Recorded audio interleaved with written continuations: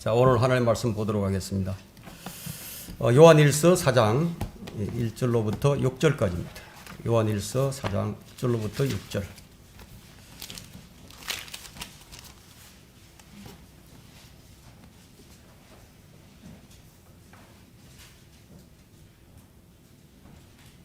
다 찾으셨습니까? 요한일서 4장 1절로부터 6절 제가 받들어 읽겠습니다. 사랑하는 자들아, 모든 영을 다 믿지 말고 그 영들이 하나님께 속하였는지 시험하라. 이는 많은 거짓 선지자들이 세상에 나왔음이니라. 하나님의 영을 너희가 이렇게 알지니 예수 그리스도께서 육신으로 오신 것을 시인하는 모든 영은 하나님께 속한 것이요, 예수 그리스도께서 육신으로 오신 것을 시인하지 아니하는 모든 영은 하나님께 속한 것이 아니니 이것이 곧 적그리스도의 영이니라. 이것이 오리라는 것을 너희가 들었으나 지금 그것이 이미 세상에 있느니라. 어린 자녀들아, 너희는 하나님께 속하였고 또 그들을 이겼으니 이는 너희 안에 계신 분이 세상에 있는 자보다 더 크시기 때문이라. 그들은 세상에 속하였으므로 세상에 관한 말을 하나니 세상이 그들의 말을 듣느니라. 우리는 하나님께 속하였으니 하나님을 아는 자는 우리의 말을 듣고 하나님께 속하지 아니하는 자는 우리의 말을 듣지 않느니라. 이로써 우리가 진리의 영과 미혹의 영을 아느니라. 오늘 이 설교 제목은 사탄이 뿌린 씨앗들입니다. 사탄이 뿌린 씨앗들. 이 말씀을 위해서 잠시 기도하겠습니다. 위대하신 아버지 하나님, 아름다운 예배 환경을 조성시켜 주셔서 감사를 드립니다. 오늘도 새로운 얼굴도 보내주셔서 감사를 드립니다. 오늘 우리가 드리는 이 예배가 주님 기뻐 받으시는 합당한 예배가 되게 해주십시오. 방금 봉독한 이 말씀을 제가 강론할 때 제 안에 주님의 영으로 충만케 해주셔서 성령과 능력 나타남으로 말씀을 선포하게 해주시며 서로 간의 영적 교감이 이루어질 수 있도록 주님께서 주관해 주시기 원합니다. 악한 마귀 방해하지 못하도록 지켜주십시오. 감사드리며 주 예수 그리스도 이름으로 기도했습니다. 아멘. 자, 여러분들이 이제 씨 뿌리는 자의 비유에서 이제 하나님의 말씀이 씨앗으로 비유되는 것을 아마 보았을 것입니다. 자, 우리가 무엇으로 거듭났느냐 하면 너희가 거듭난 것은 썩어질 씨로 된 것이 아니라 썩지 아니할 씨로 된 것이니 이는 살아있고 영원히 거하는 하나님의 말씀으로 되었느니라. 자, 이처럼 우리는 하나님의 말씀으로 거듭났습니다. 그러나 세상에 씨를 뿌리는 자는 하나님뿐이 아니에요. 마귀도 씨를 뿌리고 있다는 사실에 우리가 유념을 해야 합니다. 하나님은 복음의 씨앗을 뿌려서 하나님의 교회를 세우십니다. 마귀도 거짓 복음을 뿌려 사탄의 교회를 세웁니다. 마귀는 언제나 그렇듯이 모조품을 만들어내는 천재적인 감각이 있습니다.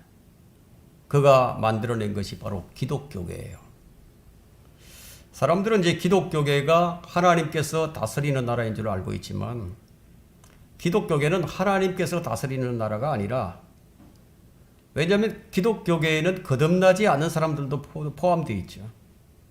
그래서 기독교계가 하나님의 나라가 다스리는 나라가 될 수 없습니다.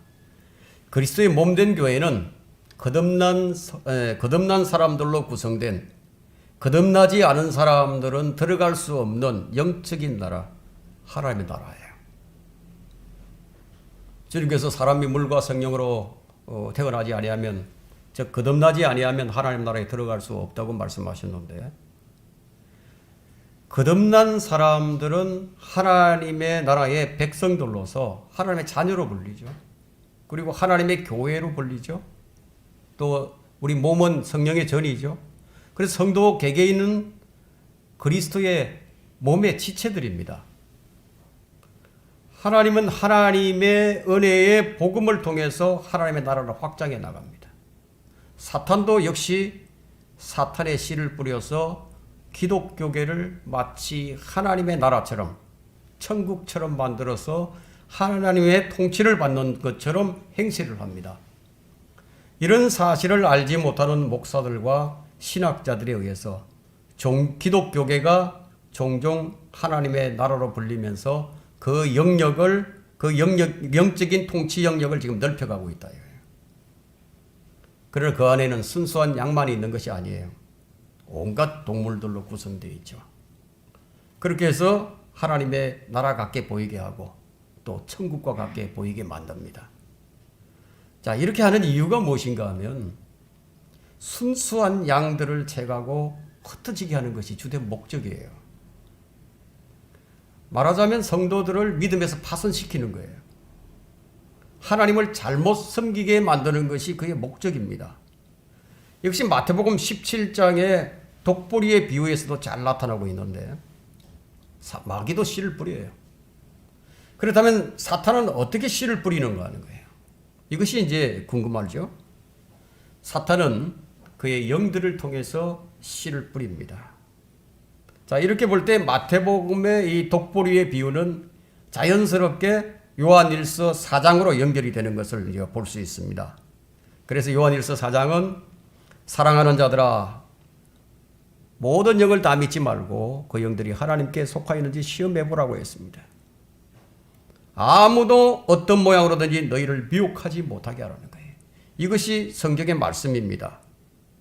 역설하면 미혹의 영들이 아주 많다는 것이죠. 누군가에게 속임을 당한다. 누군가에게 속임을 당하게 하면 화가 나죠.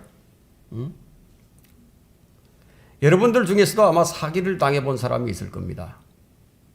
사기를 당하게 되면 어쨌든 손해를 아주 많이 봅니다. 그러면 영적인 사기는 어떻겠습니까? 영적인 일은 우리 영혼을 좌우하는 아주 중차대한 일이기 때문에 이 문제에 있어서만큼은 각별히 주의하지 않으면 안 된다 이거예요. 자, 오늘 이 설교를 준비한 것은 우리가 사는 이 시대는 미혹의 영들이 가장 강력하게 활동하는 마지막 교회 시대이기 때문입니다. 할 수만 있다면 믿는 자들을 파멸시키려고 덤벼듭니다. 그렇다면 무엇으로 미혹을 하겠어요? 무엇으로 미혹을 하죠? 이 시대의 특성에 가장 잘 맞는 인간이 어떤이 되는 거예요. 인간의 권리를 가장 강력하게 주장하는 이 시대에 마귀가 이것을 놓칠 리가 없죠. 최초의 인간을 속였던 그 방법을 다시 재현하는 일이야말로 마귀에게는 가장 쉬운 일이에요. 자, 이 일들을 누구를 통해서 하느냐? 미혹의 영들을 통해서입니다. 그래서 우리는 정신을 차리고 깨어있지 않으면 안 됩니다. 마귀는 우리보다 더 영리하죠. 보이는 이 물질 세계의 것들뿐만 아니라 보이지 않는 영적인 것들, 그리고 마귀는 모든 분야예요. 모든 영역에서 그 마술을 뻗칩니다. 특히 우리 복음에도 마술을 뻗칩니다. 그래야 사람들을 곧바로 지옥으로 보낼 수 있기 때문에 온갖 짝퉁 복음들이 난무하게 되죠. 어디 그뿐이 아닙니다. 마귀는 사람의 생각에도 마술을 뻗칩니다.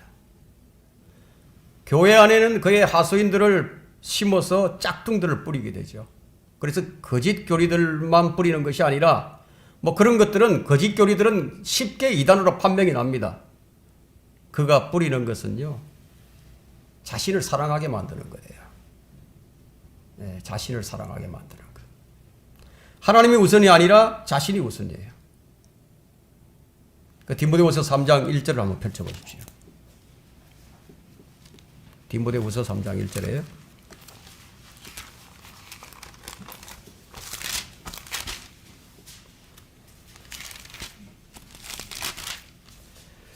또 이것을 알라. 마지막 날들에 아주 어려운 때가 오리라. 사람들이 자기를 사랑하고 돈을 사랑하며 자긍하고 교만하며 자기를 사랑한다.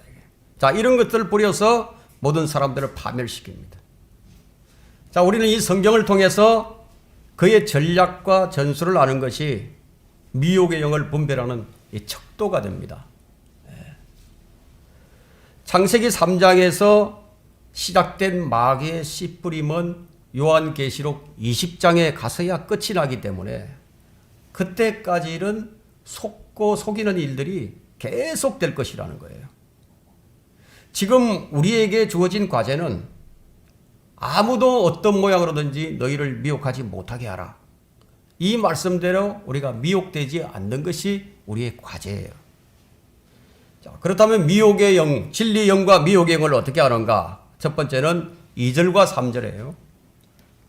하나님의 영을 너희가 이렇게 알지니 예수 그리스도께서 육신으로 오신 것을 시인하는 모든 영은 하나님께 속한 것이요 예수 그리스도께서 육신으로 오신 것을 시인하지 아니하는 모든 영은 하나님께 속한 것이 아니니 이것이 곧 적그리스도의 영이니라. 그것이 옳으라는 것을 너희가 들었으나 지금 그것이 이미 세상에 있느니라. 주님께서 육신으로 오신 이유가 무엇인가? 주님은 자신의 죽음을 통하여 죽음의 세력을 가진 자, 곧 마귀를 멸망시키며 또 죽음을 두려움으로 평생을 노예로 속박되어 있는 자들을 놓아주려고 오셨다 이거예요. 말하자면 우리 구원을 위해서 오셨어요. 그런데 설교자들이 이것을 제대로 가르치지 못합니다. 그냥 수박 그달기식이죠. 죄에 대하여, 의에 대하여, 심판에 대하여 균형 있게 가르치지 못한다는 거예요. 대부분 이 첫 번째 것인 죄에 대하여 심도 있게 가르치질 않아요. 정말로 죄를 자각하도록 만들지 않는다는 얘기예요. 그저 보편적으로 당신은 죄인입니다. 당신은 죄인이다 이거예요. 죄를 안 짓고 사는 사람이 어디 있느냐 이게요. 여기까지만 얘기하죠. 말하자면 죄에 대한 심각성을 갖지 못하도록 만든다 이게. 그렇게 되면 의에 대한 부분, 중요한 것이 그리스도와 그분의 십자가가 아니게 되어버립니다. 그 형식적이 된다는 얘기죠. 하나님의 은혜에 대한 깨달음이 그냥 수박 그달기식이에요. 이렇게 되면 마귀가 갖고 놀기가 아주 좋은 상태가 됩니다. 왜 사람들이 주님을 올바로 섬기지 못하는가요? 처음부터 무엇인가 단추가 잘못 끼워져 버렸어요. 오늘날의 교회들의 핵심이 예수 그리스도 중심인 것 같은데, 근데 막상 자세히 들여다보면 예수 그리스도가 중심이 아니에요. 그냥 인간이 중심이에요. 모든 것이 주를 위한 것이 아니라 자신을 위한 것이, 인간이 중심이 되어버렸다. 그런데 이것이 미혹의 영에 의한 것인 줄 자각하지를 못합니다. 과연 오늘날 거듭남과 구원받은 것을 확인하고 점검하는 교회가 있는가 하면 보라 이거예요. 무엇이 이단이죠? 성경은 이렇게 말씀하십니다. 예수 그리스도께서 육신으로 오신 것을 시인하는 모든 영은 하나님께 속한 것이요. 교회 다니는 사람 쳐놓고 이것을 시인하지 않는 사람이 어디 있겠어요? 다 시인하죠. 그럼 그렇다면 시인하는 것을 뭘 의미하죠? 다 시인한다 이거예요. 그럼 다 구원받은 사람인가요? 네가 입으로 주 예수를 시인하고 또 하나님께서 그를 죽은 자들로부터 살리신 것을 네 마음에 믿으면 구원을 받으리라. 이는 사람이 마음으로 믿어 의에 이르고 입으로 고백하여 구원을 받기 때문이라. 교회에 웬만큼 다닌 사람들에게 한번 물어보세요. 자, 이것을 시인하지 않는 자들이 있는지. 다 믿는다고 하죠. 근데 오늘 죽으면 어디로 갈 것이냐 물으면은 그냥 우물쭈물 해버린다. 여기서 네 입으로, 이건 너희가 아니에요. 너희가 아니고 인류도 아니에요. 그건 네가 단수로 말하고 있죠. 개인적이라는 거죠. 예수 그리스도가 2000년 전에 십자가에 죽으신 것, 그걸 누가 모르겠습니까? 네가 라고 말한 것은 그 역사적 사실이 네 것이 되었느냐는 거예요. 그 사실을 아는가가 아니라 네 마음속에 주 예수 그리스도의 보혈로 말미암아 죄 씻음 받은 확신이 있느냐예요. 이게 시인하는 거예요. 개인적인 고백이죠. 나는 분명히 그런 체험이 있고 나는 분명히 주님께서 내 죄를 제거해 주셨다는 개인적인 확신이에요. 자, 이렇게 시인하는 영은 하나님께 속한 영입니다. 그런데 바로 이런 시인을 이끌어가는 데는 설교자들이 그 역할을 다 하지 않아요. 그냥 교회만 나오면 된다고 그러죠. 영접 기도만 하면 된다고. 그러니까 갈라디아서 2장 20절에 있는 말씀은 도무지 내 마음에 와 닿질 않아요. 내가 그리스도와 함께 십자가에 못 박혀 있으나 그럼에도 나는 살아있노라. 그러나 내가 사는 것이 아니요 내 안에 그리스도께서 사시는 것이라. 내가 그리스도와 함께.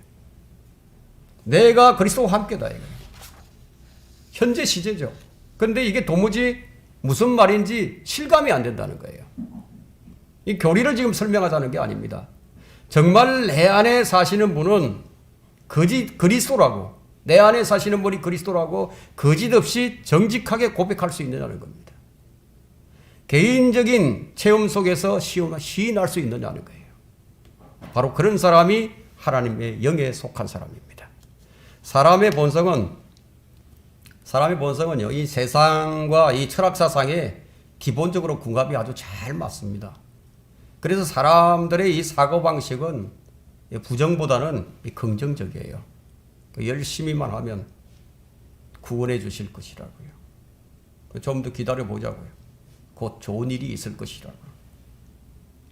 교회 열심히 잘 다니고 있는데 설마 지옥을 보내겠느냐. 하나님께서 자비를 베풀어 주시지 않겠느냐. 자, 이건 사기꾼들의 얘기죠. 그냥 교회를 그냥 왔다 갔다 하게 만들면서 돈이나 거두면서 자리나 채우게 하는 교회. 요즘은 매우 지능적이에요. 뭔가 하나의 구심점을 만들어서 교인들을 빠져나가지 못하도록 올무를 씌워버리죠. 그래서 어떤 교회는 경배와 찬양으로 올무를 씌웁니다. 어떤 교회는 성경적 지식으로, 어떤 교회는 섬김과 봉사로. 자, 여러분 이것 가운데 어느 것 하나 성경적이지 않은 것이 있는지 한번 보세요. 모두가 다 성경적이죠. 그러니까 열심히 섬겨요.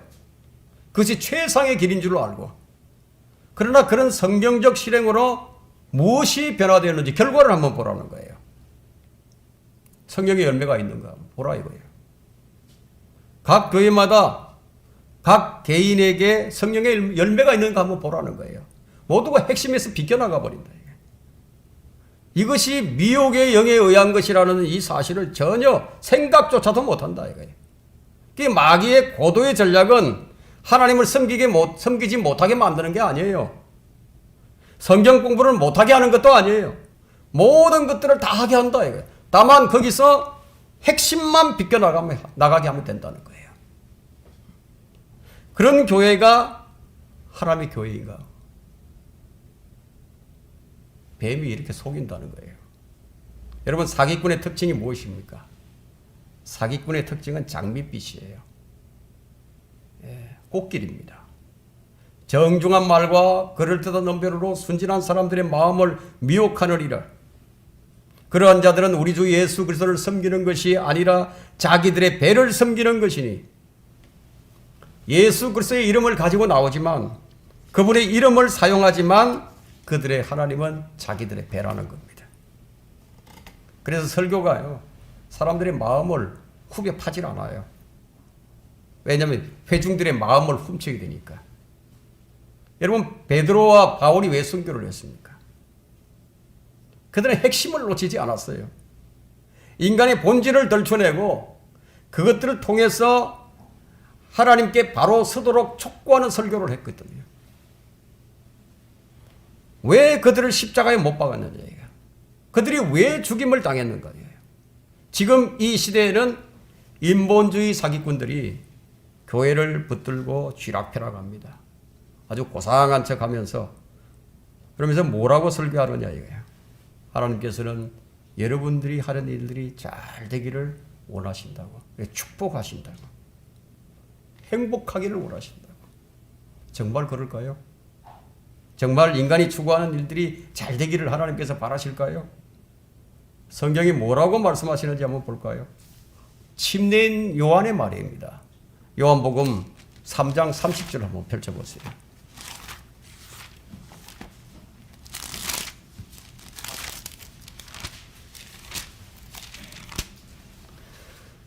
그분은 융성해야만 하나 나는 쇠잔해야만 하리라. 이 말씀에 의하면 지금의 교회들이 거꾸로 가고 있다. 반대로 가는 거예요. 여러분의 기도는 어떻습니까? 여러분의 융성함입니까? 아니면 주님의 융성함입니까? 주님만이 융성해져야 하는 것이 바로 교회예요. 근데 교회가 왜 이렇게 세상에 유치한 원리에만 물들어서 그것만을 전하고 있는 교회가 되어버리느냐. 이런 것들은 모두가 다 사탄이 뿌려놓은 씨앗들 때문이에요. 아무도 너희를 철학과 헛된 속임수로 노략질하지 못하도록 주의하라. 그것들은 사람의 전통과 세상의 유치한 원리를 따른 것이며 그리스도를 따른 것이 아니니라. 그리스도인의 삶의 방식은요, 살아도 주를 위해서, 죽어도 주를 위해서, 살든지 죽든지 주를 위해서예요. 처음부터 끝까지 주를 위해서요.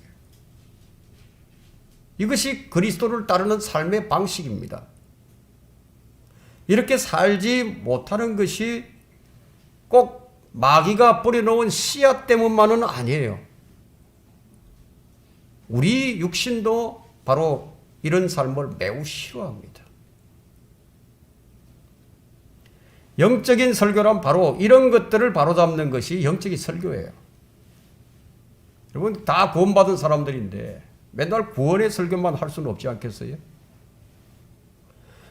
교회 회중들은 모두가 다 구원받은 사람들이다.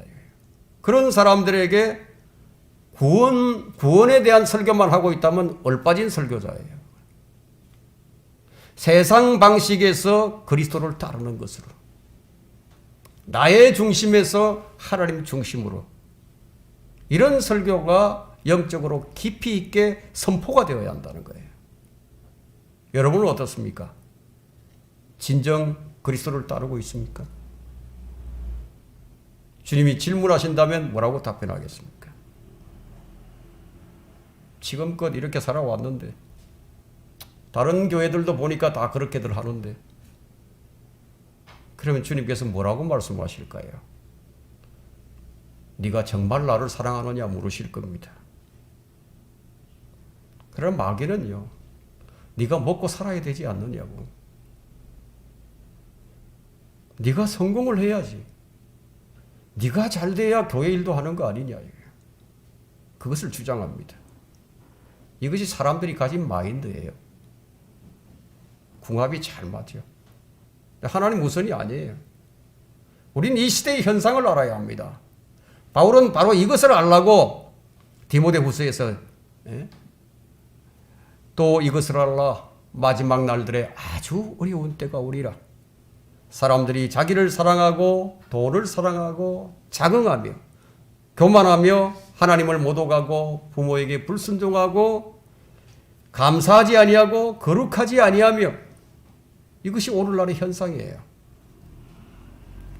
자신을 먼저 생각하지 하나님 먼저 생각하지 않는다는 거예요. 무엇이든지 자신을 위해서 한다 이거예요. 이것이 이 시대의 현상입니다.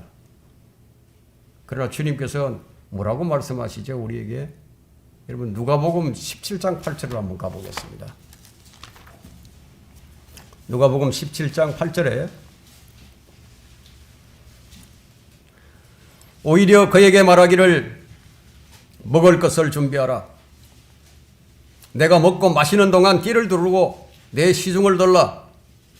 이런 일을 한 후에 먹고 마시라 하지 않겠느냐. 주인이 만족하고 난 후에 내가 너에게 먹고 마시라 하지 않겠느냐. 주님께서 이 순서를 바꾸라고 하신 적이 없으세요. 주님은 종들에게 네가 우선이 아니고 내가 우선이라고 말씀하신다. 내가 먼저고 내가 섬김을 받은 후에 너에게 주지 않겠느냐, 이 말씀이죠. 자, 주의 말씀에 이런 영적 깊이가 있기 때문에 이 사람들이 깊이 들어가려고 하지 않아요. 주의 말씀에 깊이 들어가지 않으려고 하는 것은 늘 자신이 먼저이기 때문에. 사람의 이기심은요, 무덤까지 가지고 갑니다. 그분은 영생해야만 하나 나는 쇠잔해야만 하리라. 우리는 이것을 위해서 지금 설교를 합니다.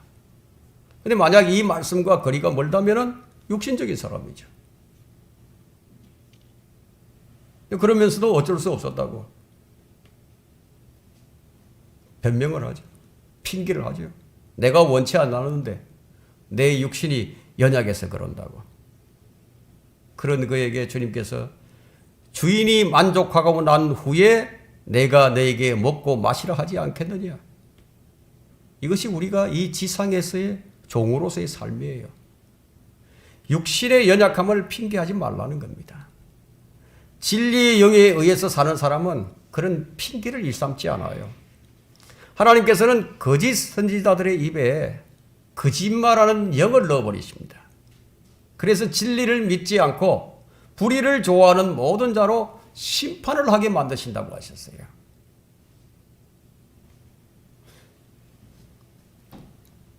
주님께서 그에게 말씀하시기를 어떻게 하겠느냐 하시니 그가 말하기를 내가 열왕기상 22장 22절과 23절입니다. 주께서 그에게 말씀하시기를 어떻게 하겠느냐 하시니 그가 말하기를 내가 나가서 거짓말하는 영이 되어 그의 모든 선지자들의 입에 있겠나이다. 하므로 주께서 말씀하시기를 네가 그를 설득하여 이루라. 나가서 그렇게 하라 하셨나이다. 그러므로 이제 보소서 주께서 이 모든 왕의 선지자들의 입에 거짓말하는 영을 넣으셨고 또 주께서 왕에게 재앙을 말씀하셨나이다 하더라. 이 사람에게는 참 그 미혹당하고 싶어하는 마음이 있어요. 자, 미혹당하고 싶어하는 그런 작정한 사람에게는요, 미혹의 영이 득세할 수밖에 없죠. 그래서 지금 이 시대에 강력한 미혹의 영을 보내시는 겁니다. 세상을 사랑하면 세상의 영이 이미 와 있어요. 하나님을 한번 사랑해 보세요. 진리의 영이 여러분 안에 충만하게 될 겁니다. 성도들이 진리의 영으로 충만한 삶을 살지 못하는 이유는 뭐냐예요. 그건 첫째로 주님을 사랑하지 않기 때문이에요. 여기는 변명이 필요 없어요. 엘리야 시대에 바알 선지자들이 무엇으로 아합과 백성들을 속였다고 생각을 하십니까? 바로 인본주의 설교를 한 거예요. 백성들과 아합 왕이 그들에게 왜 속았다고 생각하십니까? 그들의 마음속에 이미 세상을 향한 긍정적 사고가 깊이 뿌려박혀 있었기 때문이에요. 그래서 그냥 무슨 말이든지 다 아멘 아멘 받아들인다. 그래서 모든 종교는 신본적이지 않아요. 인본적입니다. 결코 신이 먼저가 아니에요. 자신이 먼저예요. 이게 종교입니다. 여러분이 속한 교회의 설교를 여러분들이 좋아하지 않는다면 결코 여러분들이 다니는 이 교회에 오래 다닐 수 없게 됩니다. 결국은 자기가 좋아하는 설교를 들어야 하니까요. 그래서 유튜브를 이거저거 기웃거리면서 여러 설교를 듣게 되죠. 그것이 거의 영적 수준이에요. 지금 이 세대가 아합의 세대처럼 그렇습니다. 아합과 백성들의 속에 있던 바로 그 내용들이 바알과 손잡게 만들어버린 거죠. 사람들이 왜 상담을 하고 좋은 자를 찾죠? 가끔 전화로 상담해 오는 형제가 있는데요. 얼마 전에 이제 백신에 관해서 이제 상담을 해왔습니다. 자기 가족 중에 그 요양병원에 있는 사람이 있는데 정부에서 이제 백신을 맞으라고 하는데 그 백신을 맞아야 할지 안 맞아야 할지 그래서 백신에 대해서 어떻게 생각하고 있는지 저한테 조언을 듣고 싶어 했습니다. 자, 그가 왜 저의 조언을 듣고 싶어 했는지 아십니까? 자기가 지금 생각하고 있는 그것을 상대방에게서 확인을 받기 위해서 그것 때문에 전화를 하고 발품을 팝니다. 그래서 그런 사람들이 찾는 그 대상은 자기가 가고자 하는 그 길을 막는 자를 찾으려 하는 것이 아니라 자기가 가고자 하는 그 길에 협조하는 사람, 동의해 주는 사람을 찾는 거예요. 그래서 여기저기 동의를 구하죠. 이런 사람들만 찾아다니는 거예요. 마치 사탄이 삼키를 차를 찾아서 두루다니는 것처럼. 그리고 뭐라고 말하고요? 누가 그렇게 말을 했다고. 그러나 사실은 사람들은 남의 말 참 안 들어요. 잘 듣는 것 같아도 남의 말 참 안 듣습니다. 왜 여러분이 남의 말 잘 듣는지 한번 생각해 보세요. 결코 아마 그렇지 않을 거예요. 근데 뭐라고 얘기하죠? 귀가 좀 얇아. 나는 원래 좀 귀가 얇아서. 여러분 그런 부분에만 귀가 얇은 것이지 다른 부분에 있어서는 엄청나게 귀가 돋구울 겁니다. 인간은 자기 마음이 끌리는 그 내용에 대해서만 동일하고 발걸음을 떼는 거예요. 그러나 하나님의 조언은 세상 사람들의 입에서 결코 들을 수 없어요. 하나님의 조언은 어디서 들을 수 있는가? 살아계신 하나님의 말씀을 통해서만 얻을 수 있다는 거예요. 여러분은 삶에 대한 조언을 사람들에게서 들으려고 하지 마세요. 조언이 필요하면 즉각 성경을 여세요. 하나님께서 참으로 이런 상황에서 내게 무엇을 요구하시고 무엇을 말씀하시는가, 그걸 들으려고 하시라 이거예요. 그런 사람들이 진실로 하나님의 말씀 앞에 순종하고자 하는 마음이 있는 사람이에요. 진리의 영과 미혹의 영을 어떻게 하는가? 두 번째는 5절에요. 그들은 세상에 속하였으므로 세상에 관한 말을 하나니 세상이 그들의 말을 듣느니라. 진리의 영과 미혹의 영을 이렇게 하는 겁니다. 자신이 진리의 영에 혹은 미혹의 영에 빠져 있는가를 자기 입에서 어떤 말들이 나오는지 그것으로 안다는 거예요. 자기가 알아요. 내 입에서 어떤 말이 나오는지. 세상에 취해 있는 사람들은 세상에 주는 말에 그것이 뭐 독이 들어있든지 무엇이 들어있든지 확인하지 않고 그냥 마셔버리죠. 간혹 상담을 하거나 대화를 할 때 참 진리의 말씀을 듣기 싫어하는 사람이 있습니다. 대화를 하다 보면요, 그 눈빛을 보거든요. 아주 스치듯이 지나가는 그 순간적인 그들의 눈빛이 그것을 말해주는데, 저는 이제 그 눈빛을 보고 아, 이 사람이 지금 미혹의 영에 사로잡혔구나, 그걸로 아는 거예요. 자, 빛 가운데 있는 사람들은 어떤가 하면 몇 마디 나눠보면 척 알죠. 이것이 미혹의 영에 의한 것인지 아니면 진리 영에 의한 것인지 들으면 아는 거예요. 뭐 굳이 시험해 볼 필요도 없어요. 근데 오늘 이 말씀은 그 영들이 하나님께 속해 있는지 시험해 보라고 말씀합니다. 하지만 여러분들이 날마다 생명의 말씀을 먹고 사는 사람의 위치, 그 위치에서 보고 있다면, 자, 이것을 먹을 것인지 안 먹을 것인지 그냥 알아요. 지금 영적인 설교를 하는 것인지, 영적인 설교를 하는 것 같지만 생명이 없는 설교를 하는지, 자, 이 설교에는 독소가 들어있구나, 즉각 안다는 거예요. 어떻게 하느냐 하면 주의 말씀에 깨어있기 때문에요. 우리는 술 취한 사람들이 아니에요. 그러나 어린 자녀들은 이것이 먹을 것인지 안 먹을 것인지 잘 몰라요. 이 오늘 본문의 말씀은 2절과 3절 사이에 시인하는 것과 시인하지 않는 것, 지금 그것이 이 세상에 있느니라, 지금 현재 시대로 되어 있는 것을 볼 수 있는데, 그렇다면 지금 강력하게 역사하고 있다는 겁니다. 그러면 우리가 지금 현재 불순종의 영에 의해서 이끌려가고 있는 것인지 아니면 진리의 영에 의해서 순종의 발걸음을 띄고 있는 것인지 어떻게 알 수 있는가? 에베소서는 이렇게 말씀하십니다. 여러분, 에베소서 2장 2절을 한번 펼쳐보십시오.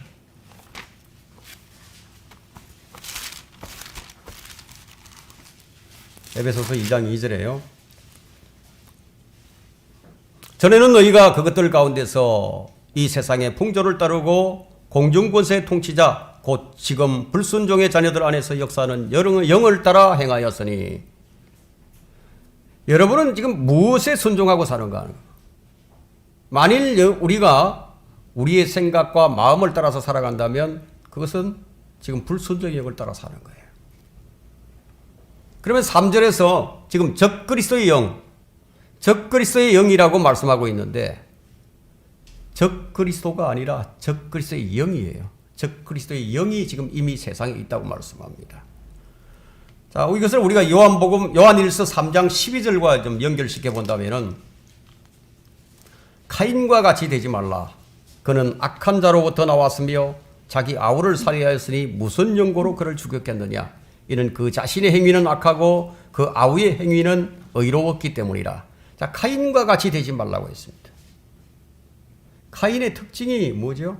카인의 특징은 자기 뜻대로 해요. 자기 생각대로, 자기 좋을 대로. 최초의 종교인입니다. 창세기 4장 2절과 3절을 보게 되면 그녀가 또 카인의 아우 아벨을 낳았는데 아벨은 양치는 자였으나 카인은 땅을 경작하는 자였더라. 시간이 흐른 후에 카인은 땅에서 나는 열매를 가져와서 주께 제물을 드렸고. 여러분, 카인이 예배를 안 드리는 게 아니에요. 기도를 안 하는 것도 아닙니다. 교회 가는 거 알아요. 가야 한다는 것도. 아주 절기도 잘 지킵니다. 시간과 날짜 계산도 아주 잘합니다. 어디로 가야 하는지, 누구한테로 가야 하는지 정확하게 알아요. 자신을 위해서 희생제물이 필요한 것도 압니다. 그래서 카인은 하나님께 제물을 드리기 위해서 나갔어요. 그런데 무엇이 문제죠? 하나님 방식이 아니다. 자기 방식이에요. 다른 모든 것이 다 똑같아요. 자기 양심에 따라서 자기 길을 왔고 선한 열매를, 선행의 열매를 들고 감사해서 자원해서 하나님께 바쳐요. 그런데 무엇이 문제죠? 바로 재물입니다. 재물이 문제예요. 모든 것을 다 알고 재물을 드리는 것까지도 알았는데 그 재물이 무엇이어야 하는지를 몰랐다 이거예요. 바로 사탄이 이것을 방해합니다. 언제나 핵심, 중심이 되는 것, 핵심을 빠뜨리게 만들죠. 그래서 늘 변두리에 있는 것들, 그런 것들을 끌어들여서 핵심이 되게 만드는 거예요. 이게 미혹의 영에 의한 것입니다. 교회들이 지금 여기에 속수무책이에요. 교회들은 뭔가 만들기를 좋아하죠. 뭔가 새로운 것을 좋아합니다. 뭔가 대단해 보이는 것을 좋아합니다. 그것이 인간의 본성에 일치하기 때문이에요. 정신을 정신을 차리고 깨어있지 않으면 안 되는 이유가 바로 이것 때문이에요.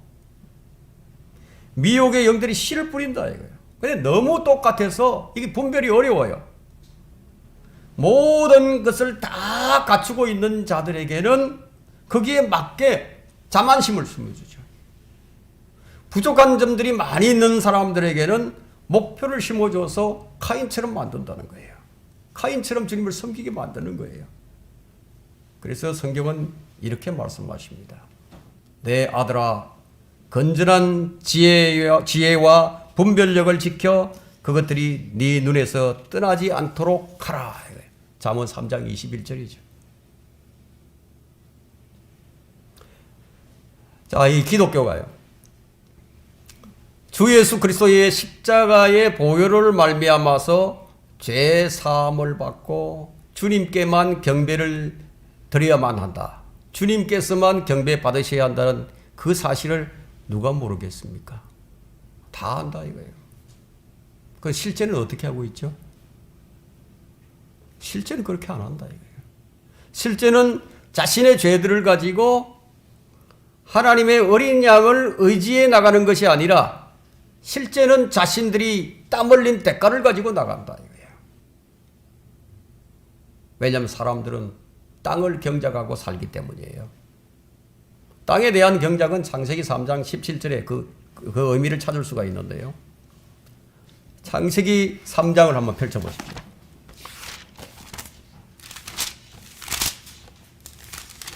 창세기 3장 17절에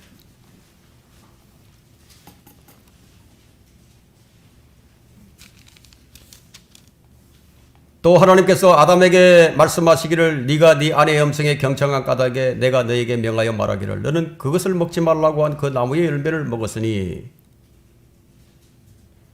너로 인하여 땅은 저주를 받고 너는 너의 전생애 동안 고통 중에서 그 소산을 먹으리라. 18절에 또 땅은 네게 가시와 은건키를 낼 것이요 너는 들의 채소를 먹을 것이며 19절에 네가 땅으로 돌아갈 때까지 네 얼굴에 땀을 흘려야 빵을 먹으리니 이는 네가 땅에서 취해졌음이라. 너는 흙이니 흙으로 돌아갈 것이니라 하시니라. 땅이 왜 저주를 받았죠? 사람 때문에 저주받았죠. 사람이 땅에서 나왔어요. 사람이 땅에서 나왔기 때문에 땅이 저주를 받은 거예요. 그런데 카인은 이것을 경작하고 있죠. 종교인의 특징이 자기를 고상하게 만드는 거예요. 어떻게 해서라도 이 저주받은 육신에게서 나오는 가시와 은근키를 제거시키기를 원하죠. 자, 그것을 위해서 얼마나 땀을 흘립니까? 얼마나 많이 수련을 합니까? 새벽부터 하지요. 새벽 기도를 다니고 금식을 하면서 수련을 합니다. 그리고는 그 땀의 결과를 가지고 주님께 나가죠. 그리고 그 결심을 가지고 주님께 나가요. 그것이 교회마다 방법이 조금씩 다르긴 하지만 어떤 교회는 봉사와 나눔으로 교인들을 꽁꽁 묶어버린다 이거예요. 결속력이 잘 돼요. 결속이 잘 됩니다. 어떤 교회는 경배와 찬양이라는 것으로, 어떤 교회는 글이 설교와 구영, 성경 공부 이런 것들로 꽁꽁 묶어서 각각 형식은 다르지만 그들을 빠져나갈 수 없도록 꽁꽁 묶어 대단한 자부심을 갖게 만들어요. 자기 교회가 하나밖에 없는 진리를 실행하는 것으로 그것을 가지고 주님께 나가게 만든다 이거예요. 사람들이 그걸 가지고 얼마나 자긍심을 얻게 되는지. 자, 그도 그럴 것이 그들의 땀의 노력이요. 그들의 너무너무 고상하죠. 그것만이 유일한 가치관이에요. 자, 이런 것들이 사탄이 뿌려놓은 씨앗인 줄 모른다 이거예요. 그래서 정말 생각하기 싫은 영역입니다. 왜 이런 설교를 하는가 하는 거예요. 제가 왜 지금 이런 설교를 하는 거예요. 자신을 발견하라는 겁니다. 자신을 발견하지 못하면 그건 자기 부인이 안 돼요. 아무리 내가 내 자신을 부인하려고 해도 부인이 안 된다. 그건 말뿐이지 안 된다는 거예요. 자, 그들이야 그렇다 칩시다. 그렇다면 그런 곳에서 빠져나온 성별한 우리들은 어떤가 하는 거예요. 여러분, 진리에 대한 부담감이 그대로 있습니까? 진리에 대한 열정이 사라지지 않았습니까? 너무 자유로워져서 방종입니까? 이것이 왜인지 깊이 한번 숙고를 해보라는 겁니다. 우리 육신이 가지고 나가는 것이 뭐냐 이거예요.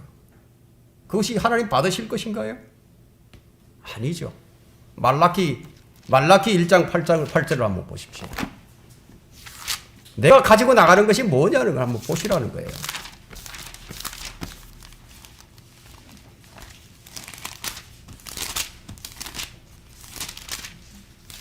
말라키 1장 8절 한번 보겠습니다. 너희가 눈먼 것들을 희생제로 드린다면 그것이 악하지 아니하냐? 너희가 저는 것들과 병든 것들을 드린다면 그것이 악하지 아니하냐? 지금 네 총독에게 그것을 바쳐보라. 그가 너를 기뻐하겠으며 너를 외모로 받아들이겠느냐? 만군의 주가 말하노라. 자, 10절로 갔어요. 너희 가운데 쓸데없이 문을 닫는 자가 누구냐? 너희는 쓸데없이 내 제단에 불을 지피지도 말라. 만군의 주가 말하노니 내가 너희를 기뻐하지 않으며 내가 너희 손에 있는 재물도 받지 아니하리라. 참 무서운 말씀이죠. 예? 우리 육신은 이런 것들을 가지고 나갈 수밖에 없는 존재라는 겁니다. 이것에 대한 해결책이 무엇입니까? 여러분, 예수 그리스도의 보혈밖에 없어요. 주님이 제물이 되셨습니다. 하나님의 어린 양이에요. 하나님께서 이것만 받으시지 육신의 가정한 것들은 결코 받지 않으십니다. 그래서 주님은 요한복음 5장 41절에서 이렇게 말씀하셨어요. 나는 사람들로부터 영광을 받지 아니하노니라. 자, 이 말씀의 의미를 왜 사람들이 모르죠? 나는 사람들로부터 영광을 받지 않는다고 했는데 그 42절 그 다음 절이 밝혀주죠. 그러나 내가 너희를 아노니 너희 안에는 하나님을 사랑함이 없다는 것이라. 문제는 하나님을 사랑함이 없는 것이 문제예요. 진리의 영과 미혹의 영을 어떻게 아는가? 세 번째는 6절입니다.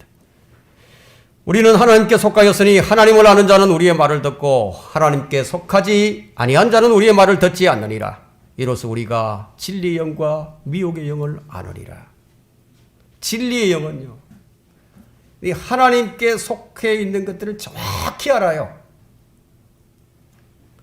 그 사람 안에 하나님의 하나님을 사랑함이 있는지 없는지 정확히 아는 거예요. 여러분, 거듭난 사람은 하나님을 사랑합니다. 그렇게 사랑하게 돼 있어요. 왜냐하면 우리 안에 계신 성령에 의해서 하나님의 사랑이 우리 안에 부어졌기 때문에 거듭난 사람이라면 하나님 사랑하게 되어 있다 이거예요. 관심이 그걸로 간다는 거예요. 마음이 그렇게 끌려요. 어떻게 그것이 가능하냐? 그 내 안에 계신 성령이 계시니까 그것이 가능하다는 거예요. 그래서 진리의 영이 있는 곳에는 영적인 교감이 일어납니다. 하나님의 말씀이 선포되는 현장에는 어떤 역사하심이 일어난다는 거예요. 그래서 이 설교자가 주님과의 깨끗한 관계에 있고 충분히 기도하고 이 강단에 섰을 때요. 그 예배에는 분명히 어떤 역사하심이 일어난다는 겁니다. 이 영적인 교감이 설교자의 입을 통해서 청중들의 귀에 전달이 된다 이거예요. 그런데 이 설교를 듣고서도 아무런 감정의 변화도 없다면 그럼 누군가에 지금 이제 문제가 있는 거죠. 성령님은 사람을 감동시켜서 그들로 말을 하게 하시기 때문에 사람이 말을 할 때는 그 입에서 세 가지 영이 나올 수 있어요.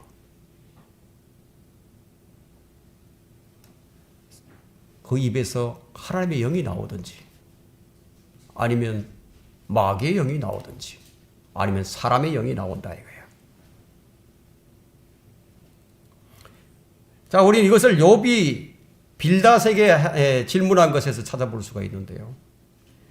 누구의 영이 네 입에서 나왔느냐? 욥이 물었어요, 빌닷에게. 그래서 어떤 사람이 입을 열 때 이 세 가지의 영들 가운데 한 영이 그를 통해서 이제 말을 할 수 있게 된다는 거예요. 즉 성령과 더러운 영과 사람의 영이 그를 통해서 말을 할 수 있다는 겁니다. 그렇다면 이 사람이 누구의 영을 가지고 있는가? 이게 참 중요하죠. 자, 이것은 이제 설교자가 성령의 능력으로 설교할 때 설교자와 회중 안에는 이 일종의 어떤 영적 교감이 일어난다. 그래서 어떤 의미에서는 이 청중들에게 실제적으로 성령을 전달하는 것과 마찬가지라는 겁니다. 이것은 이제 설교자나 청중들에게는 가장 큰 축복이죠. 자, 오늘 본문에서 본 것처럼 하나님께 속한 사람은 하나님의 말씀을 듣느니라. 이 의미는 전하는 자와 듣는 자가 진리의 영에 의해서 교감한다는 거예요, 서로.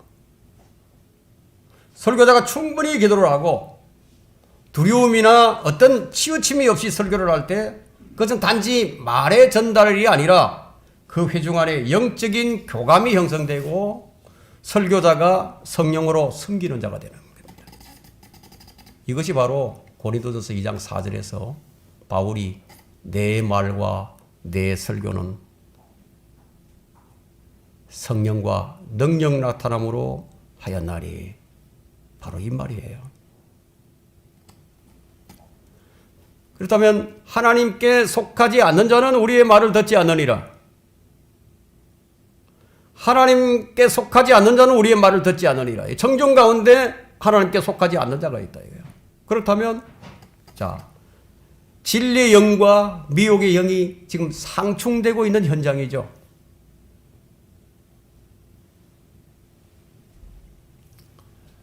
설교자가요. 설교자 입에서 저주와 독설이 쏟아져 나옵니다. 그 입에서 온갖 거짓말들이 막 쏟아져 나옵니다. 그렇다면 그것이 진리의 영에 의해서 나오겠습니까? 아니면 마귀의 영에 의해서 나오겠습니까? 아니면 사람의 영에 의해서 나오겠습니까? 여러분, 진리의 영과 이 미혹의 영을 구분하는 건 이렇게 쉬워요. 아주 쉽습니다. 그래도 그런 말을 하더라도 진리를 말하고 있지 않느냐? 그렇게 반문할 수도 있겠지만 성경은 이렇게 말씀하십니다. 그들도 자유를 약속하고 있다고.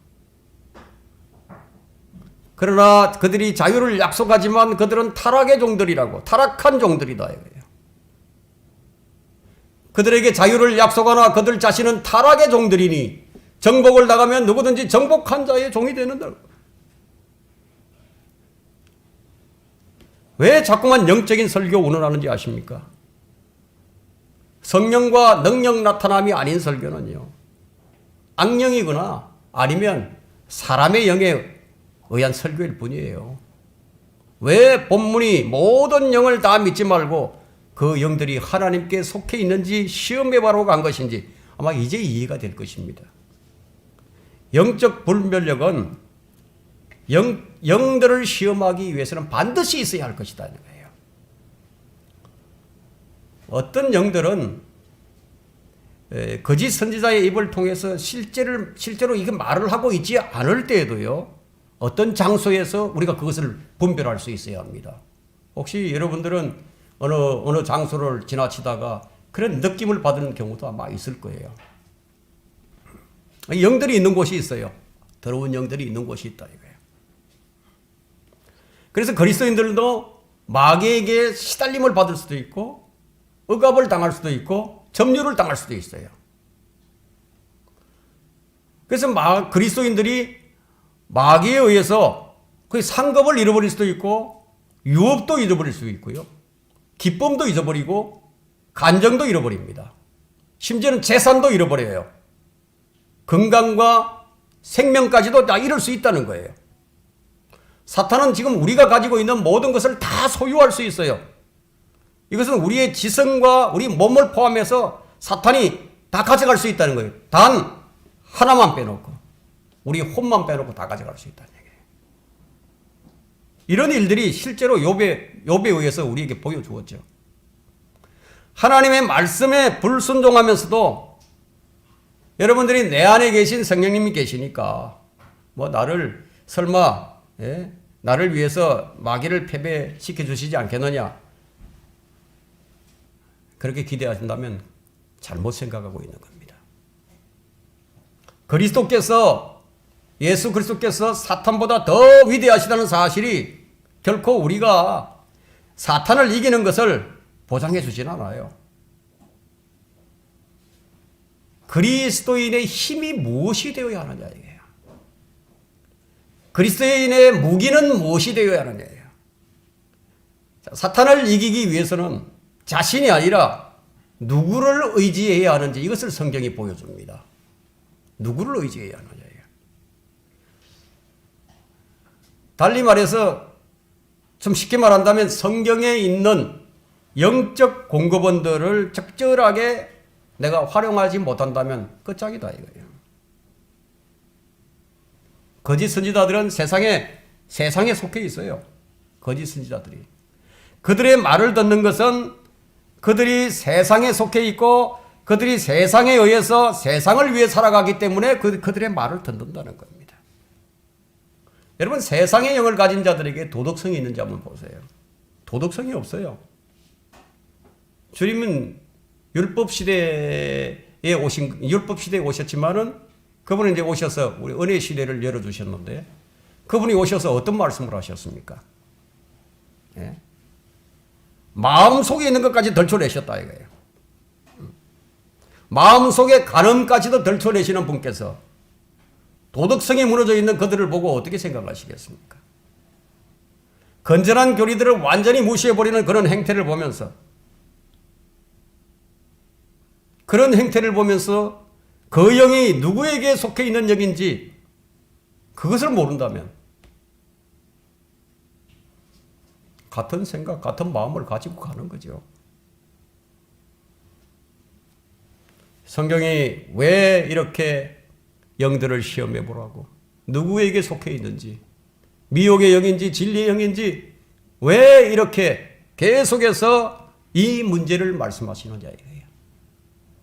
그 영들이 누구에게 속해 있는 영인지 알고 그들과 교제를 끌으라는 거예요. 그래서 그 말씀을 주시는 겁니다. 말씀을 정리하겠습니다. 자, 주님께 받아들여진 사람과 그렇지 않은 사람의 결과는 어떻게 나타나고 있느냐예요. 주님께 받아들여진 사람이 있고 안 받아들여진 사람이 있어요. 카인이 그의 아우 아벨과 이야기하더라. 그들이 들어있을 때 카인이 그의 아우 아벨에게 달려들어 그를 죽이니라. 창세기 4장 8절입니다. 바로 이렇게 나타납니다. 자, 그러면 지금 교회들에서 행해지고 있는 일들이 이 결과로 나타내게 되는데요. 독설과 저주를 퍼붓는 교회가 여러분 올바른 교회입니까? 왜 굳이 이런 말씀을 드리는지 아십니까? 같은 생각, 같은 마음, 그 마음 속에 동질감이 전혀 없다면 결코 그곳에 머물러 있을 수 없어요. 왜냐하면 미혹의 영과 진리의 영이 함께 할 수 없기 때문이에요. 괴로워서 견딜 수가 없다 이거예요. 너무너무 괴롭거든요. 그래서 견디지 못하고 뛰쳐나오게 되어 있다는 거예요. 여러분, 진리의 영과 미혹의 영을 어떻게 하는가요? 매우 어려운 것 같지만 매우 쉬워요. 내가 진리의 영에 속해 있다면 그걸 안다는 거예요. 진정 죄에서 자유하고 기쁨이 있고 마음 깊은 곳으로부터 주님께 은혜로 노래를 하고 있다 이거예요. 경배가 살아있고 위로부터 오는 지혜와 영력으로 내가 무장이 되어 있다 이거예요. 그런데 카인은 뭐라고 합니까? 카인이 아벨을 만났을 때 받아들여진 자와 받아들이지 않는 자의 차이가 살인으로 나타났다. 오늘날 카인과 같은 자들에 의해서 일어나는 영적 살인은요, 그들이 하나님께 받아들여지지 않았기 때문이라는 거예요. 아벨은 형에게 맞아 죽었지만 깨진 것은 그의 질그릇뿐이었습니다. 그는 지금도 믿음으로 말을 하고 있습니다. 우리는 지금 보배를 우리 질그릇 안에 담았어요. 무엇이 두렵습니까? 주님은 몸은 죽일 수 있으나 혼을 죽일 수 없는 자들을 두려워하지 말라고 하셨다. 이것은 영원한 구원의 보장이죠. 여러분, 로마서 8장 38절을 읽어보셨습니까? 아마 읽어보신 줄로 압니다. 로마서 8장 38절 한번 펼쳐보십시오.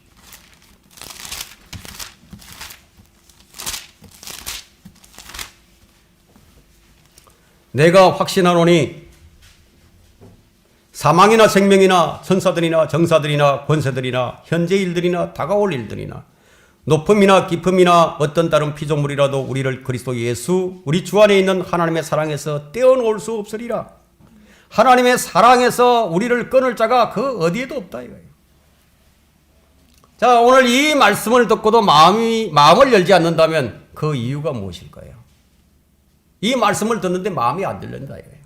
예레미야 9장 26절에는 곧 이집트와 유다와 에돔과 암몬 자손과 모압과 멀리 떨어진 변방에 사는 모든 자들과 광야에 사는 자들이니 이는 모든 민족들이 할례 받지 아니하였으며 또 이스라엘 온 집도 마음에 할례 받지 아니하였음이니라.